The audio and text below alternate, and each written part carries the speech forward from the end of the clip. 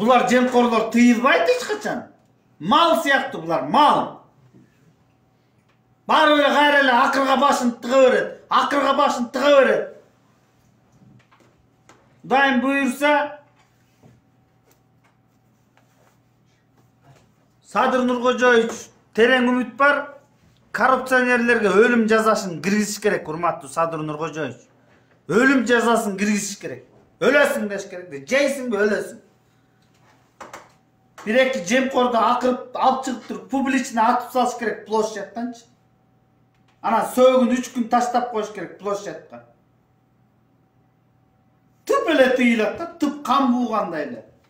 Ошондой эле варварский кылыш керек болуп калды. Бул варварларга варварский отношение кылыш керек. Варвар да булар, чистый варварлар. Эртең эркектердин майрамы, достор, мен бардык күч структурада иштегендерди, прокуратурада иштегендерди, солдаттарды, офицерлерди, жөнөкөй таксисттерди, маршрутка айтаган бир туугандарыбызды, стройкада иштеген досторубузду баарысын куттуктайм, достор. Биз чортаман эл чыгып туруп кулатып бердик го дөөнү. Балдар эчтекесин аяган жок го. Башын сайып коюшту ошол жака. 3 жолу кулатып бердик, 3 жолу. Мен көзүм жетип эле турат. Ошол реформага баратабыз, ошол болот. Бирок колуна кол, бутуна бут боло койбойлу, колун узартып Садыр Нуркожоевичтин тута бербейсиңер. Кочкордо, Кадамжайда, Сузакта, Таласта, Бакаятада, Ошто, Нарында, Көлдө, Караколдо, Тоңдо тута бербейсиңер, урматтуу прокурорлор. Болбой калды, токтото албай калдыңар азыр. Бул демени токтото албайсыңар. Уже токтобойт бул нерсечи. Мен токтоп болду, аралашпайм десем деле уже баары бир токтобойт экен булчу. Кудайым буйрса, урматтуу мекендештер, көп нерсени ойлонуп жатат. Тиякта бир кишинин көп аябай жүрөгү толгонуп, көп нерсени ойлонуп атат. Мен азыр тетиги эме жөнүндө, жемкорлор жөнүндө айтып берейин. Канча мүнөт болуп кетти? 5. Бул узун болгондо дагы Facebook'ка, группаларга чыктайбыз, ошо кыйын болуп калат экен, достор. Тетиги эме жөнүндө айтайынчы. Тетиги жогорку кеңеште сот тандоо кеңеши куралып атат да азырчы. Ошол жерде бир ниети бузук адамдар бар экен. Ким эле фамилиясы? Ошолор кара ниеттик кылып атат да, кыргыз элине кара ниеттик кылып, жалаң продажный сотторду алып келатат. Продажный. Анан да барып алып минтип айтат экен. Бул шефтин указаниясы деп, шеф ушинтип айтып атат. Шефтин указаниясы, шефтин каалоосу ушундай болуп атат деп, мына Садыр Нуркожоевичтин артына жашынып алып, ушундай иш кылып атыптыр. Мен аны уктум. Кече 3 күндөн бери ошонун көйгөйү менен жүрөм. 3 күндөн бери. Жанагы сот тандоо кеңеши уже мыйзамсыз, уже одоно мыйзам бузуу менен өтүп атыптыр. Урматтуу Садыр Нуркожоевич, сиздин атыңызды жамынып алып, тияктагы өкүлүңүз ушинтип айтты. Ушуну кылбасаңар, мен силерди кара тизмеге киргизем деп коркутканга чейин барып атыптыр. Мына аны кече уктуңар турабы?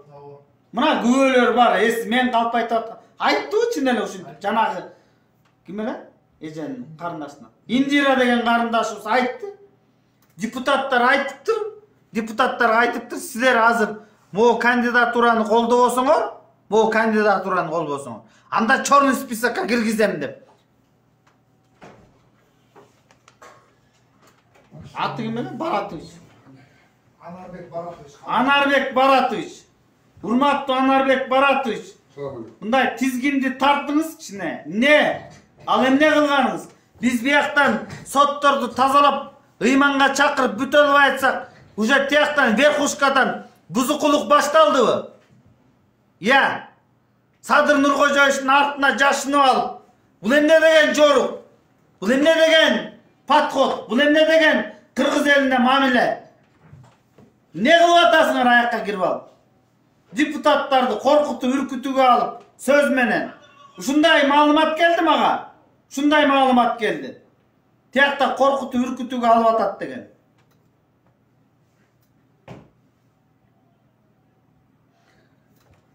Азыр минтип атышыптыр. 30 000 доллар бересиң, анан сот болосуң депчи. Кимде ким ошондой сөз уккан болсо, ошондой нерселер болуп аткан болсо, келгиле мага. Келгиле. Ким ошондой кысымга, ошондой давленияга кабылып аткан болсо, келгиле, мына ачык эле жарыялап чыктайбыз биз. Биз жашырбайбыз. Кече Замирбек Базарбаевга бирөөнү жөнөткөнбүз. Ошентип сот болом деген кыздан 30 000 доллар вымогать этип атышыптыр. Вымогательдер. Замирбек Базарбаевга чалып туруп айттык, байке, бул эмне деген жорук? Бул эмне деген иш? Бул эмне деген кылмыш кылып атасыңар? Жок, билбейм мен, эчтеке билбейм. Мына Анарбек Баратовичке бүгүн да барып жолугуп келдим. Жок, мен эчтеке аралашкан жокмун. Жок, мен эчтеке. Эртең мындай мыйзам чегинде эле барып тиги ровдуга эле заявление жазыш керек го дейм. Тиякта жана камера бар да күнү түнү иштеп турат. Не деп койчулар аны? Видео фиксация жүрүп турат да аякта, баары жазылып турат. Ошо урнанын түбүнө туруп алып эле ошо эмелерге давит этиптир ачык эле.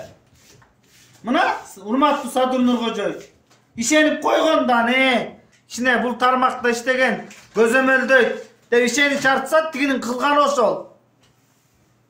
Алып барып алып, тияк алып барып алып, талкалап атат. Уже жемкорлорду эң кызыгы Канат Исаевдин кишиси өтүп кетти. Ошол кызык болуп атпайбы? Баарынан дагы. Канат Исаев аякка бир кишини өткөрүп туруп да, лабиринт этип туруп. Лабиринттерден өткөрүп барып туруп, түр тийген тияккачы. Кайран Канат, кыйын экенсиң, баласың деген. Аял кишилерге орамыз экен жөнөтүп койсуң. Кыйынсыңар да, кыйынсыңар. Койбойт экенсиңер да, жорugуңар курусун силердин. Ошол достор, эртеңки майрамыңар менен ден соолукта бололу, бөбөктөрүбүздүн, балдарыбыздын ден соолугун карайлы. Көп эле дарыга шыкай бербегиле. Бул өлтүрөт адамды, антибиотик деген өлтүрөт. Кавасаки деген оору качан бар эле бизде? Кавасаки деген оору. Аты жаман го, Кавасаки деген оорун ойлоп таптыңар го. Тиги эмеңер токтобойт жанагы. Күнүгө 150-200 киши ковид болуп атат, ковид. Жөтөлүп барган кишини эле сен ковидсиң деп эле статистиканы уруп атат да буларчы. Бүгүн биз билим берүү министрлигине бардык. Билим берүү министрлигине бардык. Реформа кылгыла деп айттык. Зам министрге чейин кирип чыктык. Аякта башталыптыр реформасы. Баш аягы жок. Ошонун баарын Кудайым буйруса барып ретке келтиребиз. Биз андай башаламан реформага жол бербейбиз. Көзөмөлдөп турабыз. Эмне кылыш керек? Садыр Нуркожоевич ошол жерде отуруш керекпи? Билим берүү министрлигинде карап ким эмне реформа кылып атат деп. Улам бир кабинетти ачып, эмне кылып атасың? Телефон ойноп атасыңбы же иштеп атасыңбы деп. Аны билим берүү министрлиги кылыш керек да, министр уже жазап башташ керек болчу. Кичине бар экен, кичине. Эптеп-септеп, өлөсөлү.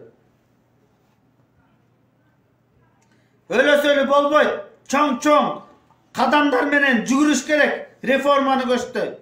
Реформа жазалыш керек. Реформатор болуш керек. Ар бир министрликте реформатор бар. Бирок алар байкуштар тигилерге сөз сүйлөй албайт да. Бөжөң деп коркушат тиги. Министрден коркушат. Анын каарынан, анын чаарынан коркот да.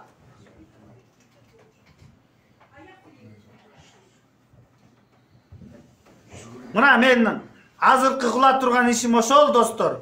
Сот прокуратурасына действительно Aralashkanda dagы аябай адамдын энергиясын алып монтиштайт экен. Мен азыр бүт болгон энергиямды тетека жумшайын дедим. Билим берүү министрлигине, ана саламаттыкты сактоо министрлигине. Ошол экөөнү тытмалайын барып алып эшигин. Ушул видео менен бөлүшүп койгула достор. Көп киши уксун тиги Министерство образования менен саламаттыкты сактоо министрликтери колуңарды түрүп даярдана бергиле. Баратат силерге. Жаштар. Реформаны, өзгөрүүнү, жаңыланууну талап кылган жаштар. Карачай мен тегерегимде эмне деген балдар жүрөт азыр? Көппүз биз, көппүз. Реформаны талап кылган жүрөктөр көп, өзгөрүүнү талап кылган жүрөктөр көп. Биз күтө албайбыз. 30 жылдагы 30 жыл алданбадык мы так, 30 жыл алданып ушул тас кебетебизди кийип отурабыз да. Ошон үчүн достор, биз жакында жарыялап турабыз өзүбүздүн каналыбыздан. Бүгүнкү отчет ошол тиги биринчи Министерство образованияга барганбыз, андан чыгып тиги Финполго бардык. Аны көрдүңөр да баарыңар тең прямой эфирден. Канча минут болду? 20. Болду достор.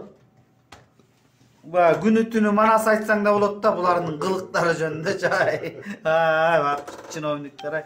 Кебетеңерди көрүп күлкүм келет, ичинде жана кабинеттерден бөжөңдөп жүгүрүп аласыңар го. Бөжөң этип тиги шефтин кабинетинде баратканда ошондо көзүңөрдү көрүп алып, иттей күлкүм келет да.